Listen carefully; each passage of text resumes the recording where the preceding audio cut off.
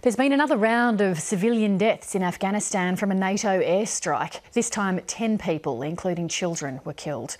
Civilian deaths are one of the biggest problems for the US-led mission in Afghanistan because they increase support for the Taliban among locals.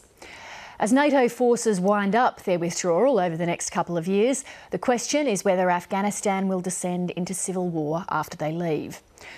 Somebody with a keen interest in the situation is General Stanley McChrystal. He was the commander of the US-led campaign in Afghanistan, but stood down after a controversial profile in Rolling Stone magazine. I sat down with General McChrystal in Washington. General McChrystal, thank you very much for joining us. Thanks for having me. I'd like to start by talking about Afghanistan. What is Afghanistan going to look like when the US-led coalition forces withdraw? Of course, you're never sure what the future will hold, but I think if you look back at the past, you can get a good estimation. If you go back to the 1980s, really from 1979 to 1989, the country was torn apart by the Soviet intervention in a war in which 1.2 million Afghans were killed. Then there were 3 years in which the Najibullah regime survived for a bit. Then it broke into civil war. When we came in at the tail end, or to cause the fall of the Taliban regime, when I arrived in 2002, the place was torn apart physically, and it was psychologically traumatized. There have now been a number of years in which there's been a lot of progress. So I think after 2014, you're really going to be based upon how the Afghan people feel about it. It's not a mathematical calculation, it's a psychological calculation. If the Afghans feel that progress is likely and possible, and that Pakistan actually will be helpful and not harmful, then I think there's every chance that they can pull it together and have a sovereign nation that's able to continue progressing, and there's so much to do. If they lose that confidence, or if they don't grow more confidence, I should say, then there's a danger that people will act in their own best interest of their tribes or their other groups, and then there could be serious problems. We hear a lot about green on blue attacks. Indeed, Australian soldiers have been targeted in such attacks.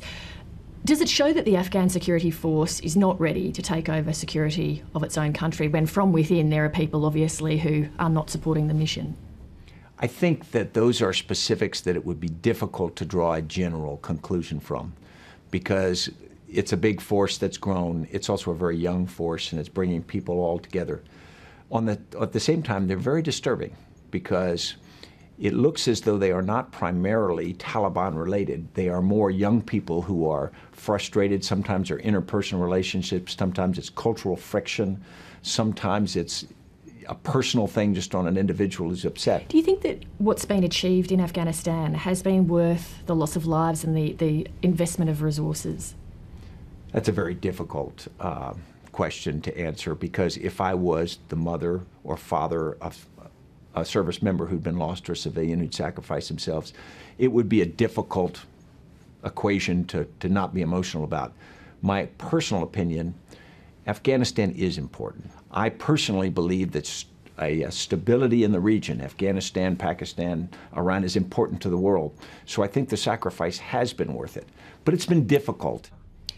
Do military leaders today have to be politicians at those really high levels? You have to be politically savvy, whether you like it or not.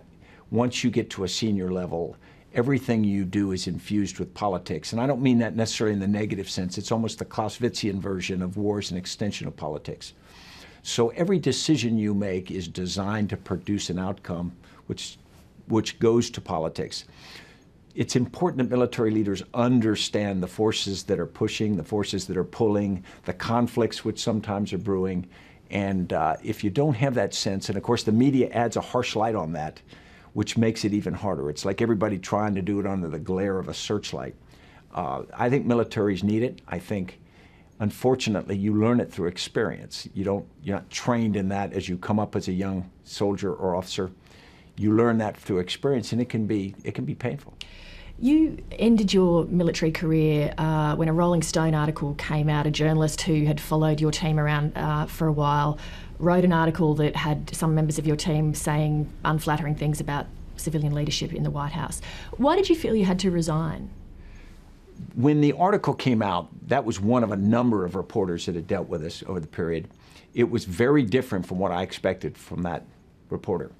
And I didn't think it was fair, and I didn't think it was accurate. But it started a media frenzy very quickly. And when a media frenzy starts like that, it's like a flash fire or a wildfire. It has to burn itself out. Some months later, in fact, the Department of Defense's Inspector General, after a lengthy investigation, came away with different conclusions from the article. But that was months later.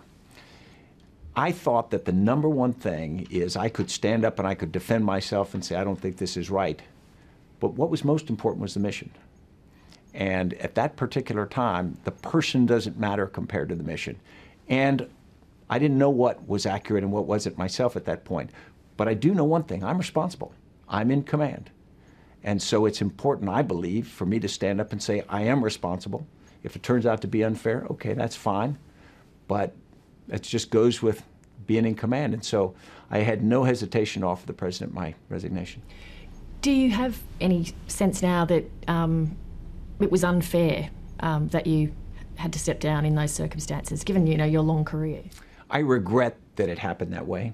I regret that I didn't get to stay in that job or keep my career. I regret the entire thing happened. I don't worry about what's fair in life. I mean, I came out of 3 wars in my life, and I didn't suffer a grievous injury like so many young people. So I got treated more than fairly in my life. I've been lucky, so you move on. Stan McChrystal, thank you very much. Thank you. It's been an honor.